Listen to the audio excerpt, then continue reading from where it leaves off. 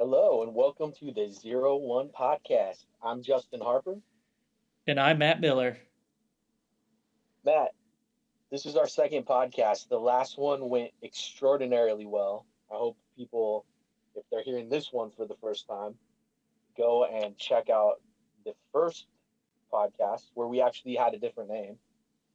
Yeah, it was called the 101, but that's actually taken. So now we're calling it 01. Now we're calling it the Zero 1. So you guys clearly can see the level of research we do going into these podcasts. So you're welcome.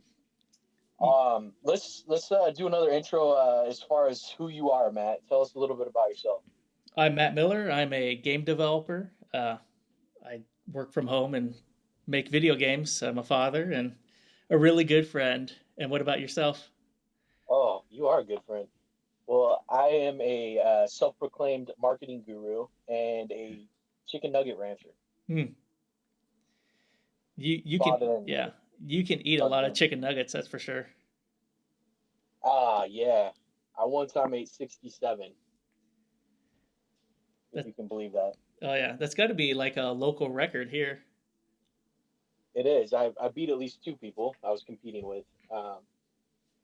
So I'm pretty proud of that. I have a hat that commemorates it, and really, I look at it at least once a year. Yeah, you're the champion. Population of two. Well, that actually plays really well into what we're going to be talking about today, which is food. Yeah, food's great. There's a lot of food and tech and culture and games and all kinds of stuff. Indeed, it is a subject that is near and dear to my heart, and like you mentioned, it spans across everything. There's certainly a lot of it in popular culture because food is relatable to everyone on the planet. Hmm. And I want to look at a couple different food trends today. Look at some things that we see food in games, which on a digital platform may seem unnecessary, but they have them there. Talk about food and marketing, and also maybe get into a few other things. But before we get right into that, um, we are talking digitally, I guess virtually today is a better way to put it. Hmm. So it was kind of a challenge to get up and going, but tell us what's going on, Matt. Yeah, so we're practicing social distancing. We were together last weekend, but now we are listening to the government authorities and we're remoting in. And you're basically hiding in your truck outside so you can get away from the noisy kids. Yeah, I am in my truck and I am on my fake AirPods talking to you, so hopefully it's coming through loud and clear. Yep, and it took us a while to get set up, but I think it's working okay now. So, but if if the raspiness is too much on your ears, we apologize in advance. And if you have any complaints, you're welcome that we're practicing social distancing. So keep those to yourself, unless it's a 5-star review. Then hit us up. Exactly. So, coronavirus and food. A lot of people are stocking up. A lot of people are eating more canned goods, more preserved goods. What's something you've been eating more of, or something maybe that you've tried recently? I've been eating more ramen, and I sent you that picture of that ramen, and I had some Chinese pork with it and a soft boiled egg. It was pretty good. It looked amazing. You said it was like you said poor man's ramen, right? Yeah, because it was from the package, but it was the fancy package they import. Yeah. But I just diced up some cabbage and some onions and put it in there with it. And we also have canned chicken. It's like canned, What? yeah, it's like canned tuna, but instead of tuna, it's chicken. And you don't have to Wow. keep it refrigerated or anything. So I just put that in there. And yeah, I think the Chinese pork and the soft boiled egg made it look way better. So, but it was good. Yeah, you could have put that on like a ramen restaurant in San Francisco on their Yelp page, and I would have bought it Yeah. and ate it. especially where we're at because people don't eat a lot of ramen. We could probably trick some people. Well, I think they eat like the 10-cent top ramen. I saw when I was getting groceries, somebody like loaded up an entire box. Like I don't know how long they're thinking this is gonna last, but Hmm. it was 3 to 4 years based on the amount of ramen Oh they wow, were buying. that could just be like their natural buying habits, where they just buy ramen to eat that.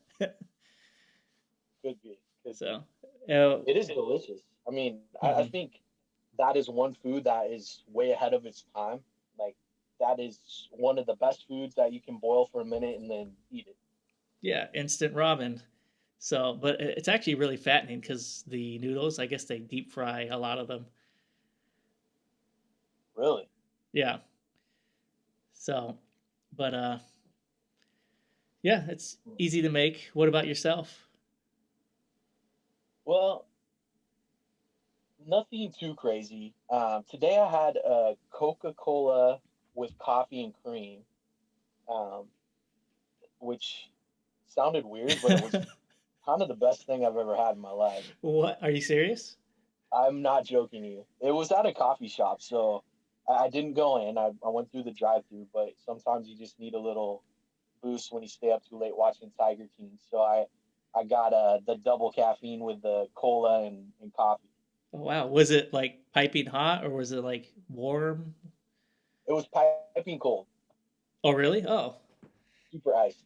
It was Mm-mm. it was good though, man. I'm telling you, like if it comes push comes to shove, and I need to use my Keurig and some Coca Cola, mix it together with some nice cream, it would be something I could drink every day Yeah. probably. Who needs an espresso machine?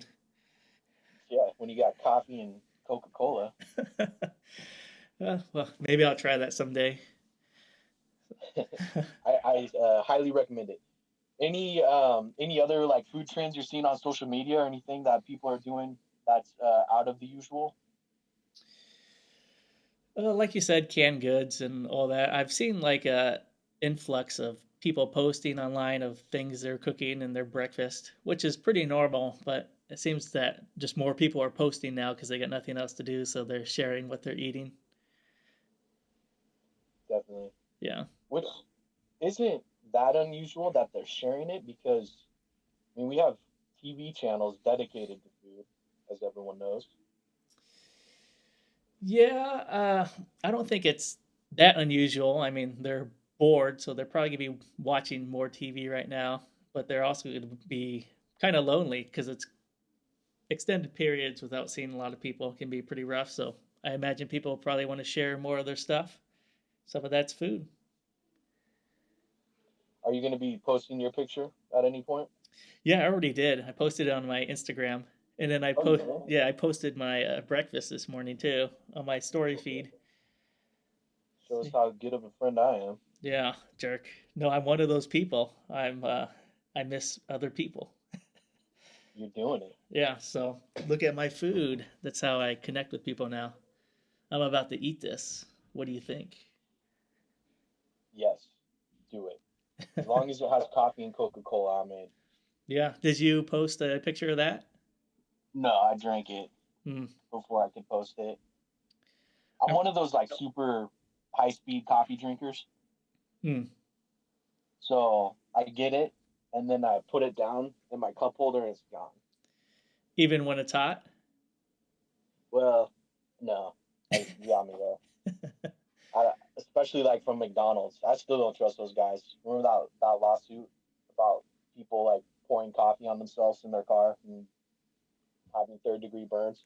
Yeah. There's like a regulation of how hot you can serve a liquid in a restaurant or fast food restaurant. Also, Oh, really? yeah. Oh, the So more you know.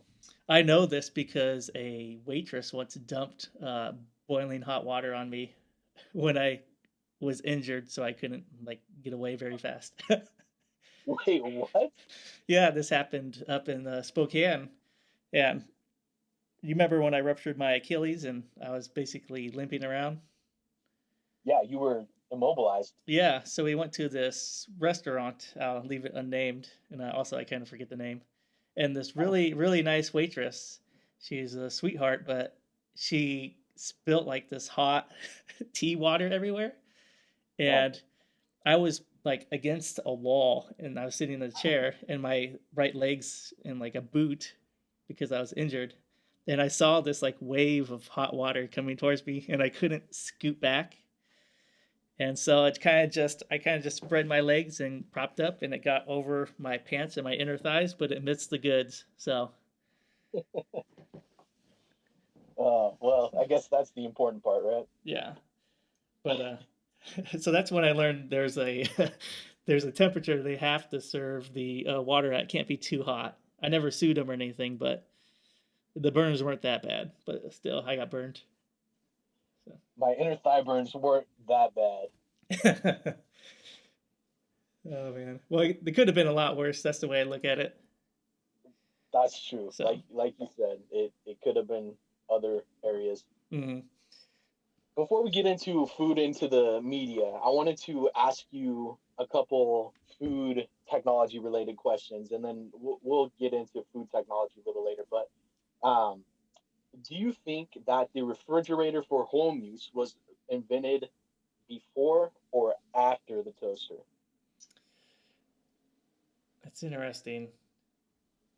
Well, ice box isn't a refrigerator, so that's we're not counting that, right? We're not counting that or the vapor compression refrigeration systems. I would say that the toaster was invented first because the refrigerator, I know it's got a heat up freon and then it cools off, and that makes the cooling effect. So I would imagine that they invented the heating element first and someone threw it in a toaster, and then they figured out they could make a refrigerator. That's my official guess. Not only are you correct, but you know a lot more about refrigerators than I thought you would. Yes, so the toaster was invented in 1893, where the refrigerator for home use was, I guess, commercialized in 1913. So Okay. there's a little food technology reference for you. Everyone has a refrigerator, but how do you feel about toasters? Toasters, I have a toaster. I know some people have toaster ovens. Personally, I use Yeah, my toaster all the time. Uh, I like toasted bread. So, what about you? same. Wasn't really a big toast guy until family life. Now we eat quite a bit more toast. Mm-hmm. There was a time I saw online. This is where social media gets you in trouble. Somebody put cheese on toast and between two pieces of bread, as you would typically do to make a sandwich, Mm-hmm. and they put it into the toaster, and the toaster was on. So I decided I was gonna try this, and I put the toast and the cheese in the toaster, and a small fire started. So that was my bad experience with social media hack, and yeah, it didn't go well for me. How'd you put the fire out? It was small enough where I could just shake it like you're supposed to do with fires, and then it went out naturally. Okay. Did you have like the shortest moment of panic, or like a moment of, oh, what am I supposed to do here? Yeah, especially when you're shaking hot cheese, it's like it adds to the anxiety about 10x. Yeah. What kind of cheese But was it? Was it like very melty cheese, like American, or? you know, it was yeah, it was like a craft single, like, but the slightly nicer version. That's an awesome mental picture of you just shaking this toaster with melted cheese flinging everywhere. Nice. Speaking of melted cheeses, Matt, Hmm. let's talk about video games and food. And the reason I say melted cheeses is because I was playing Ninja Turtles 2 on the NES odd system that I was trying out. Hmm. And I guess it's called emulator, right? Yep. So I was trying out Ninja Turtles 2 on the emulator, and there's these great melty cheese Pizza Hut pizza power ups in that game. Do you remember those? Oh yeah, definitely. So that to me is the first example of food in video games, and that one sticks out quite clearly to me. There was so much Pizza Hut branding in that game that you were getting bombarded and asking your parents like on a weekly basis for Pizza Hut. Well, that's I guess that's true, and that's back when Pizza Hut was really popular. So maybe it's because of the Ninja Turtles. It probably definitely is because of the Ninja Turtles. Is it not popular anymore? Like, is Pizza Hut not a thing? I feel like it's still pretty popular, but there's so many competitors now. Right, right. So What about you? When you think about games and food, what comes to mind for you? I guess one of my first memories would have to be the original Mario on the Nintendo system, Okay. because there were mushrooms in the game, and you would basically consume the mushrooms and get really big. And you were also eating the fire flowers too, and getting the fire pellets. Yeah. So, but it seems like there's always in a lot of games there's always these foods that you consume, and then sometimes they're good, sometimes most of the time they're good, sometimes they're bad, but they give you some kind of ability or health, just like in real life. It's like they base games off of real life or something. Yeah, I think it has something to do with it. You're a little more into the modern state of games, I would say, or at least where games are going as well. How does food play into your design? Yeah, so I actually worked on Diner Dash, and Diner Dash was a game where you play as a waitress named Flo, and you're managing a restaurant, and you have to deliver food and make sure everything's in order. But and there's sort of this new game called Overcooked, and it's on the Nintendo Switch, and it's a lot like that, but it's multiplayer, and it's kind of Okay, like physics based, like you guys can't stand in the same position at the same time. So it'd be like you would be dicing the carrots, and then you try to throw them to me or hand them to me, and I put them on a plate and serve people. But at the same time, we're bumping into each other and bouncing off. got it. And it's So playing with space a little bit, huh? yeah, it's really popular. But when I played it, it was extremely stressful. Probably because it brought back like bad memories of working on Diner Dash. Just getting anxiety about not being able to give people their food. Have you ever worked in the food industry? I have not actually. No. But Yeah, my me either. yeah, but my brother did. He worked at McDonald's as a teenager, and he would come home. His shoes would be covered in fry grease, and our dog Maggie would lick off the grease. Did she put on weight? Oh, yeah, she was a little chubby. So, but It was a good time in her life. yeah, she never got burned by hot coffee though. So, no lawsuits. That's a plus. Yeah. Well, I also didn't know you worked on Diner Dash. That's a big game. A lot of people know that one. Yeah, and in that game, the game design philosophy, food's a part of it, but really it's not like a core thing. The game's more about time management and making sure you're running the restaurant okay. There are some interesting games with food. Like in VR, there's some new experimental games where you're just kind of a cook and you got to assemble things and you're using your hands and putting them together. It seems like no matter where you go, people love food and they will always put them in their games. So VR, they have games where you can actually assemble food. Like people are not wanting to do that in their kitchen. They rather do that in VR. Well, yeah, I think it's more like a just for enjoyment. Like obviously, there's no payoff. You don't get the money shot where you get to eat. But maybe there's some So kind of virtual placebo effect. I don't know. so when you take a break and you go to your kitchen to build a sandwich, do you really feel like you've stopped playing the game? Probably not. It's just a continuation Yeah, of it's the game you're already playing. It's training for the mhm. game. Chef Simulator. You're just getting those mental reps in for killing that potato. Oh man, I cannot wait for the potato peeling game in VR. I am excited for that. Yeah. Well, where do you think food in games is going to go? I mean, we know you can simulate cooking in the kitchen. You can assemble food. Uh, where do you think it might go from here? Yeah, I think it's going to be more of the same. In terms of VR, there's more you can do. You can experiment more with your hands. You might see some VR apps that aren't games where it's kind of like fine dining. Maybe there's a famous restaurant you can go in VR and experience, but not really go there in real life. That could be interesting. I mean, there's so much food media out there where we get to see all these restaurants from around the world. There's no way we could ever eat in all of them, but having the Mm-hmm. ability to virtually experience that might be neat. Yeah, and I think there's a lot of potential there. You look at traditionally people watch cooking shows, and now people watch uh, cooking shows on YouTube, and the format's a little bit different. And even some of the Instagram channels are really popular, and they're sort of short videos.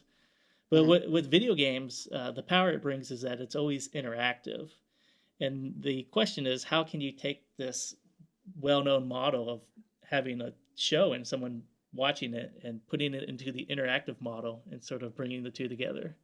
So maybe in the future there'll be some sort of interactive VR game where it's a cooking show and you can be live with your favorite YouTube chef or VR chef. That would be neat. Something as you're going through that, I'm thinking about is having the experience of eating out with your friends who are maybe people you don't get to see very often because they live on the other side of the world. Mm. You could meet them at a restaurant of your choice, and you guys could enjoy whatever you had delivered from DoorDash together. Yeah, that's a great idea. As you continue to design games, is there anything upcoming that you're excited about when it comes to food? In terms of food, I guess I'm all fooded out. Uh, You're over it. yeah, I'm over it. I mean, I worked on Diner Dash. I definitely never want to work on a restaurant game again. That's just too much.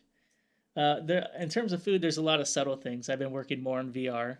You might play a game and there'll be a can of soda, and you can pick it up and bring it to your face, and it'll make gulping sounds. That happens in even zombie shooter games like Arizona Sunshine. They do that, like subtle effects like that.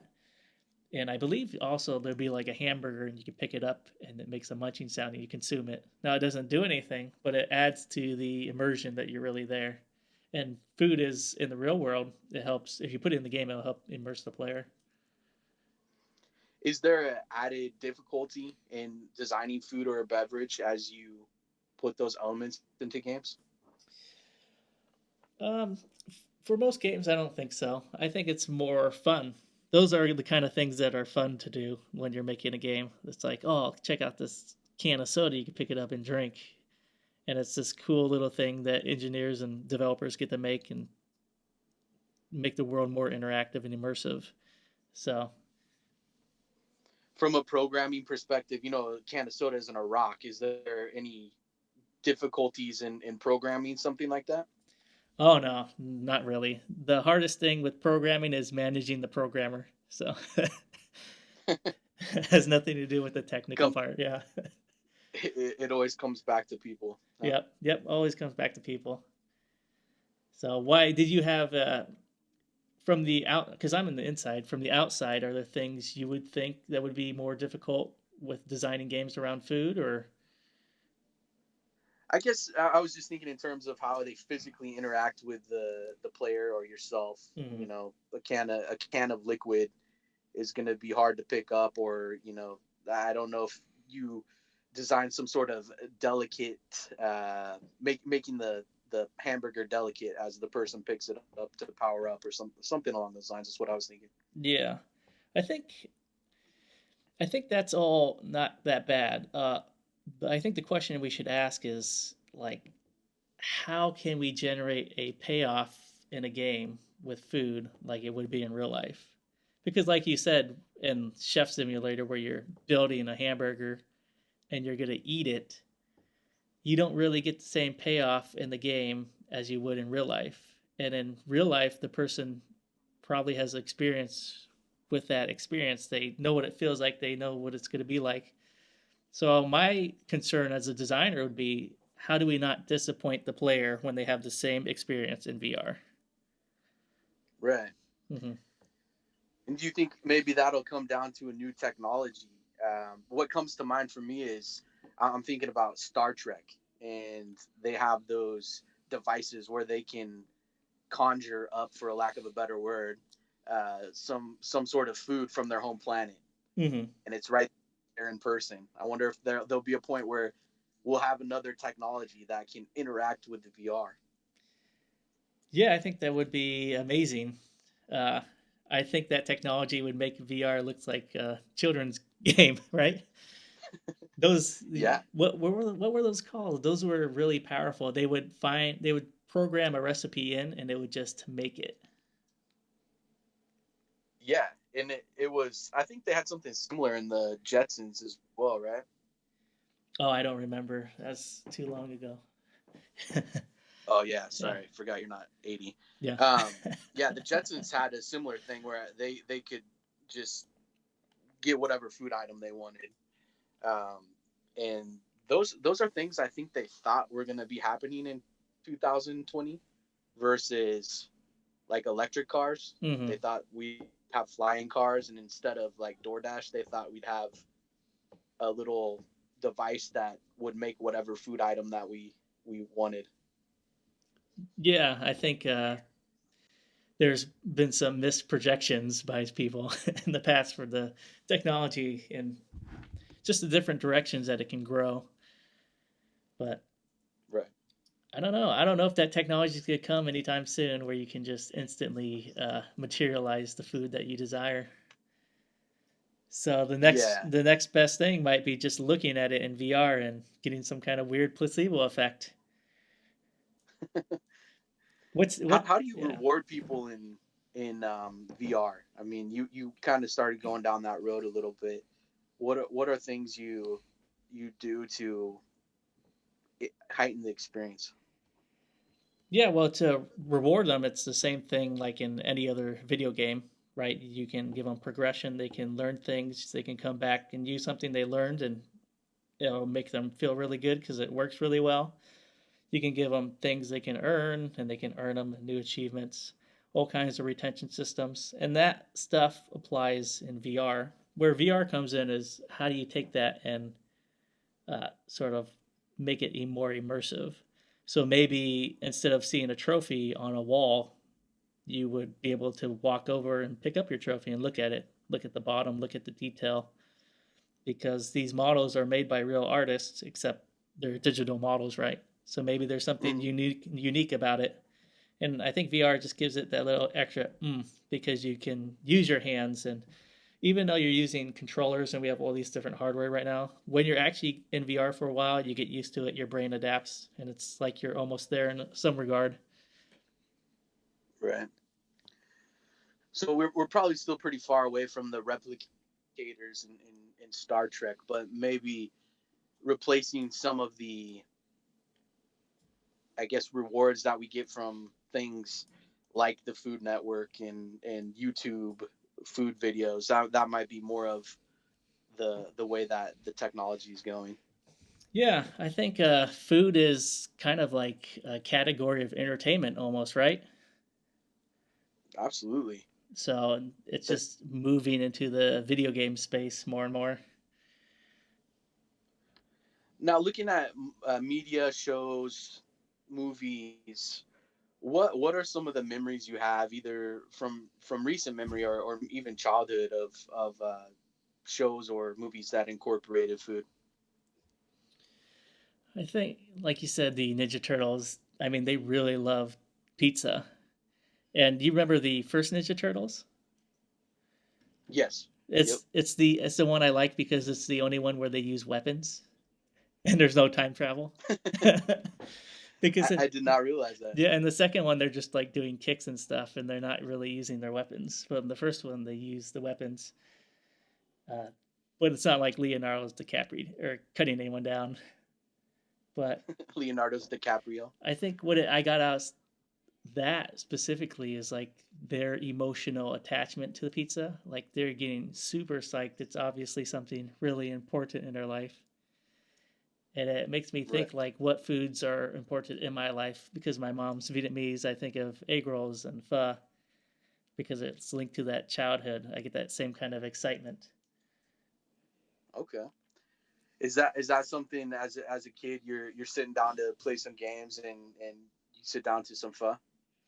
Well, it wasn't that frequent, right? Because it's a lot of work, so it'd be more like this big event where it's like, oh, your mom's making pho this one day of this month, so everyone gets together and it's like a big family event.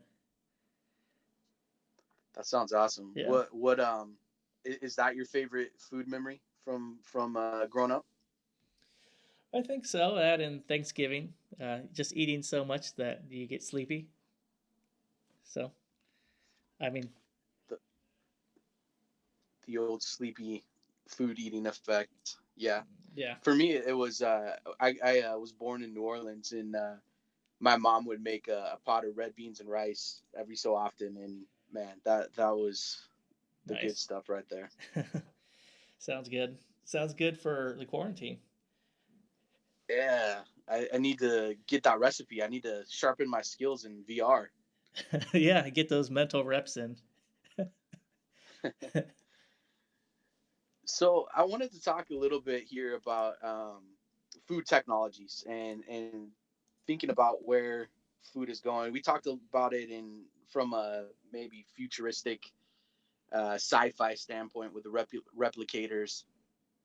Um, but what are some technologies right now that are in the food game that you're impressed with that maybe we didn't have 10 years ago? Yeah. So, have you used the air fryer? I have not used an air fryer yet. I've seen lots about them though. Yeah. So Bianca has one, and at first I was really initially impressed with it, but because it will make things just a little extra crispy and it's easy to use. But really, it's nothing that spectacular once you start using it a bunch. But So it's a new technology that does something more quickly, right? Is that kind of the idea behind it? yeah, It cooks food more quickly. well, it's kind of specialized. Like if you want to make French fries, but you don't want to, uh, fry them in grease, your next option would be to throw them in the oven, right? Yeah. But and those aren't really that crispy. But the air fryer would make them a little bit crispier. They wouldn't be as crispy as like oil fries, but they're crispier than the oven fries. So it's kind of like this niche. It's like niche where it's you can make food and you can be healthier, but it's still not the same quality as like deep frying something. So I have a lot of respect for the Keurig as far as food technology goes. I feel like it's a little ahead of its time. And before you chastise me for not realizing that drip coffee's been around for a really long time, I'm talking about having professional level coffee in your house from a tiny device, and it's almost on that instantaneous sci-fi level. Um, and you can make it environmentally friendly if you use reusable Mm-hmm. cups and things like that. So I feel like I'm in 2021 every time I use a Keurig. Yeah, that's a great one. I actually use the reusable ones. It's cheaper, right, and better for the environment. You're doing your part. Yeah. There's one technology in food which I really, really endorse, and this we're not sponsored or anything, but the meter. Have you heard of it? No, what is this? It started out as a Kickstarter, I believe, and it's a thermometer, and it's got a digital part, and it connects to your phone through Bluetooth. And there's no like cabling that runs outside the oven. It's actually just in the oven, so it's like the size of a pen, and you can put it into a piece of meat, and it charges. It has a battery in it, and when it's in the piece of meat, you just connect it to your phone, and you can see the internal cook time, and it will like predict how many minutes are left in the cook time and how long you should let it rest. It's working really well. It's like a piece of technology that actually works with food. Now that sounds like a technology that they actually did well. There's a lot of food technologies I don't get that Hmm. are going on right now that aren't as handy as that. I would love to know how long I need to cook a turkey, Oh even though yeah, I've never cooked a turkey. I'd just like to know, yeah, and it's and it also could tell me. it's informative too because the temperature will rise before it reaches the target temperature, right? You could pull it out at 155 and it might rise to 165 depending on how big the piece of meat is, how long you've been cooking it. And with the meter, you just pick like the type of food you want, and you say the target time is 162, and then at 155 it'll ping you and say, "Hey, take this out." So there's a element of learning there too, like, oh, it's probably going to rise 5 or 7 degrees. The meter, not a sponsor, Not a but if sponsor, they no. wanted to send us one, that would be awesome. Yeah, because they're expensive. Oh my gosh. Are they? Yeah, I think I bought one and I paid $100 for it for a meat. And does Yeah, it still work? it still works great. I've used it for about 2 months, but $100. I wonder how long it's gonna last. Yeah, So being in super high temperatures, I would ask the same thing. yeah, but they actually have a lot of electronics that work in high temperatures. I guess the curious thing for me would be the charging element because it has some kind of battery in it. Yeah, and how do you keep the meat juices out of the charger? Like, Oh, it's all waterproof. oh, it's all It's like waterproof. a Okay. completely sealed unit. Yeah. Because I'm thinking about like a dropping your phone in sand situation, but with like meat rub. Oh God, that'd be bad. But Glad to hear that's a non-issue. yeah. The technology that I don't get that kind of seems to be happening everywhere. It has been happening everywhere. It's putting a screen on everything. Oh, like the refrigerators with the screens. Yeah, like they put a refrigerator with a screen that can look inside of your refrigerator. Yeah. Like they've had windows for hundreds of years. I don't know Mm. if they realized that when they made that. But what are they doing? They're banking on the argument that it's more eco-friendly. Yeah, I guess so. And maybe if you can look at it remotely, you're at the store and you're like, "Do I have milk?" Then you can see if you had milk. But knowing me, I wouldn't be able to find it unless my wife like texted me the picture of the inside of the fridge and like circled the item. Yeah, I barely can find anything in my fridge. In fact, if I don't see it, then I'll forget about it. It's actually one of the sticking points of my marriage, is that I constantly forget food if it's pushed back in the fridge and I can't see it. Maybe a wife developed that technology so they had like actual physical record of like the things that were in the fridge. So if you Mm. said, "Hey, it wasn't in there," they wouldn't even have to get up. They could just be like, "I have video evidence." Yeah, so I kind of feel partly responsible then because people like me. Good job. Good Yeah, job. yeah, you're welcome. Are there any other technologies that are run the same vein where it's just kind of ridiculous? Let's see. Well, I think along that same line is like having the ability to watch Netflix on your TV. Hmm. Like that seems ridiculous.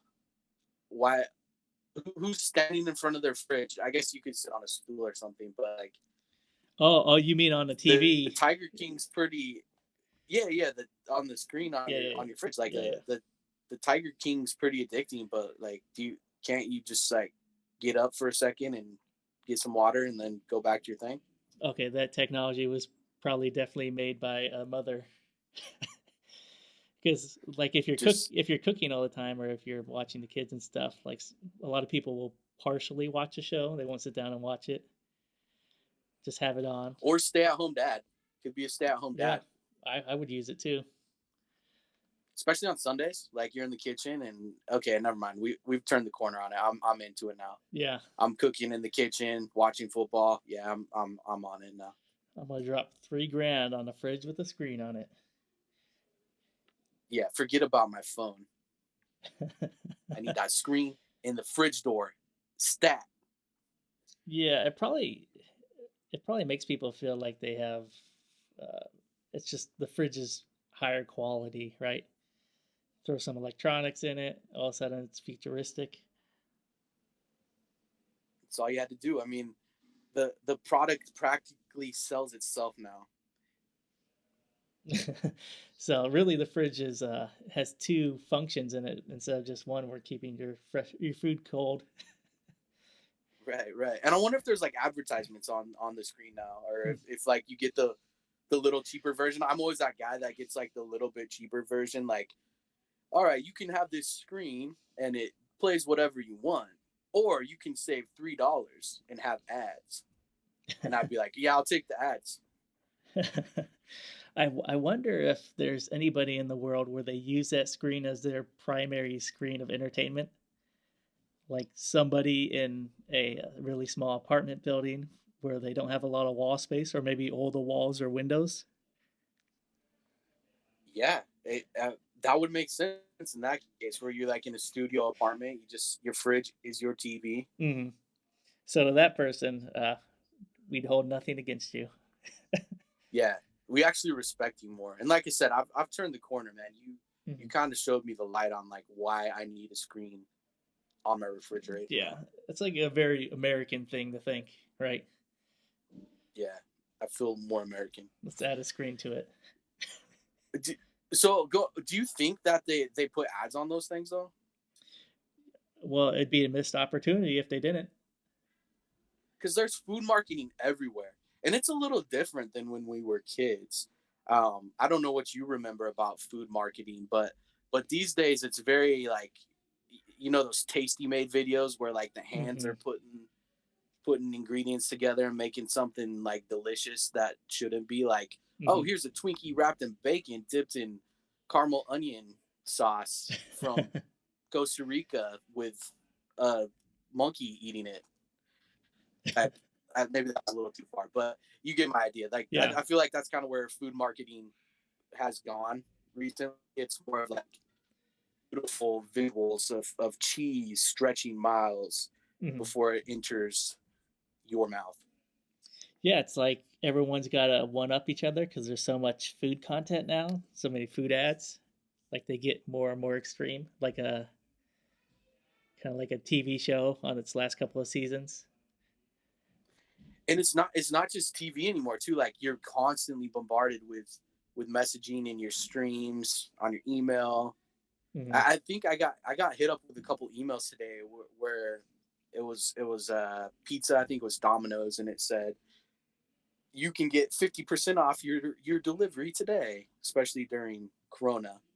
That's there's been a lot of marketing like that, and I saw that 50% off, and I was like, it would almost be stupid for me not to order pizza. Yeah, and they have like a line to you through your email, probably because you've ordered there before, right? And you got to enter your email. It's been like, I'm not trying to say I'm above ordering Domino's, but it's been like a couple of years, so yeah, they might have like some deep records on me or something. Oh yeah, well they definitely aren't going to get rid of any email records. Those things, people pay for those in terms of the digital world. Like having a list of potential customers, you could just flush, say, a couple million emails out during this specific time. Right. So I think food marketing back when we were kids though was awesome. Less focused on the food, and it was awesome. Yeah. What do you remember about food marketing? We're in our early 30s. What do you remember about food marketing as kids? The first thing that comes to mind is the Kool-Aid Man. Okay. Oh yeah. Paint a picture for us. What's the Kool-Aid Man? He's like a huge open ball of Kool-Aid with arms and legs and a face that's black, and it animates on top of the ball, and he'd just come bursting through your wall and be like, oh yeah. And he was just so intense. Like it's kind of like the same thing where he's made of Kool-Aid, and he wants you to drink Kool-Aid, but his character is like so insane and so intense that you don't focus on the Kool-Aid as much. You focus on his personality. Right. Yeah, I think in recently, or not so recently, but like Dane Cook and Family Guy have played off that and made him a popular character again. But it was really more about him as a cartoon character than the actual taste or the look of Kool-Aid itself. Yeah, like nobody would be sitting there talking about the Kool-Aid and all the elements of it. I guess you can't do that with Kool-Aid, but it was all Now about, yeah. now hipsters just do weird things like, I don't know if they're hipsters or southerners, but they make like pickles with Kool-Aid. You heard about that? No, I haven't. What the heck? Yeah, so I guess it's like the new sweet pickle. It's like a blue pickle. You put some blue raspberry Kool-Aid into a pickle jar and you pickle it in the Kool-Aid, and then you got a Kool-Aid pickle. Oh wow, we should do that. We should try to make that. Yeah, yeah. If you want to see us do that, let us know in the comments. Let us know if you'd like us to Kool-Aid pickle some things. We're not gonna like turn into Rhett and Link though. I'm not saying we're gonna start making weird foods or anything, but it would be kind of fun to try that. The thing I remember about food marketing growing up was, again, it was less about the food, but there was so many sick promos, and sick is a cool word that we used to use back then for food marketing, where it was like sports stars. They don't even show a picture of the pizza, but the sports stars like marketing the pizza. They're all ripped and buff. They never even Mm-hmm. ate a piece of pepperoni pizza, and they're like, "Hey kids, you should get this pepperoni pizza from Pizza Hut. I'm King Griffey Jr. And if you get that pizza and bug your parents enough, I'm going to give you a King Griffey Jr. signed baseball bat and wiffle ball." Yeah, I mean they still have those, but back then they're like more direct and cheesy, right? Like you just throw an athlete or someone popular, and they're standing there Yeah, in their jersey, and they just endorse some product. it was everywhere, and Yeah. everyone was doing it. My favorite one that I had was, I think you could order a pizza from Pizza Hut, and they had these basketballs, and they had the handprint of a professional athlete like Shaquille O'Neal on the basketball. Mm. And I remember in my driveway shooting baskets and putting my hand against Shaq's hand and like it being dwarfed. But that I specifically begged my parents for pizza because of getting that basketball, not because I wanted pizza. Nice. What about you? Do you have any food product remnants or things that you had as a kid? Yeah, I remember Ronald McDonald, and I remember the Burger King. Uh, I remember the commercials for the Whoppers, and kind of like the same thing, but like me and my dad watched the commercial for the Whoppers. That's back when Burger King was seemed to be a little more popular, and then we'd go and get the Whopper burgers and eat them. And back then, they tasted really, really good. I mean, I was a little kid. They're delicious. Yeah, I think we'd be selling it short if we didn't mention, Burger King and McDonald's and all the marketing they've done with Happy Meals and all the toys. Every single movie that came out, you were able to go to Burger King or McDonald's and get a toy that matched up with whatever your favorite character was. Oh yeah, that's like it's almost like '80s marketing that carried over into the '90s a little bit, right? Yeah, they sold it so well that I believe that Batman Returned was a good movie. Oh man, And if it, you've seen it recently, it's not. yeah, and it's I don't know, it's kind of different now because I feel like chefs are more celebrity now, so you tend to see less endorsements from athletes and that kind of style, and you still see endorsements from sort of the celebrity chefs now.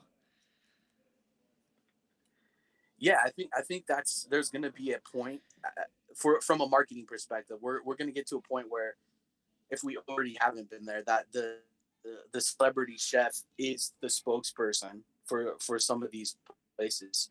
Hmm. I could really see some of these chefs having popular chains, um, which there's been some examples in the past probably, but maybe that be more of what it means to do marketing in food in the near future. Here we're gonna get like Emerald back on TV, and he's gonna be marketing his restaurants with his catchphrases. Yeah, yeah. Well, if he gets on the internet like YouTube, then he can really take off.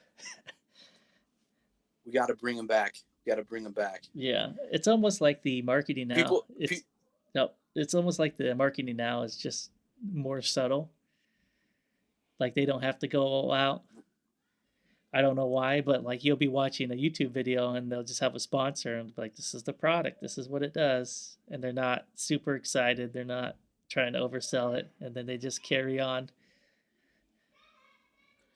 I think it's because we've become more accustomed to these things as consumers. You know, in the 80s and 90s, we got hit so much with product marketing that it felt forced, and it has to be done well now, or else we sniff a rat. We smell that it's not authentic or genuine, and we demand that marketing is natural. It either has to be sexy, funny, or natural.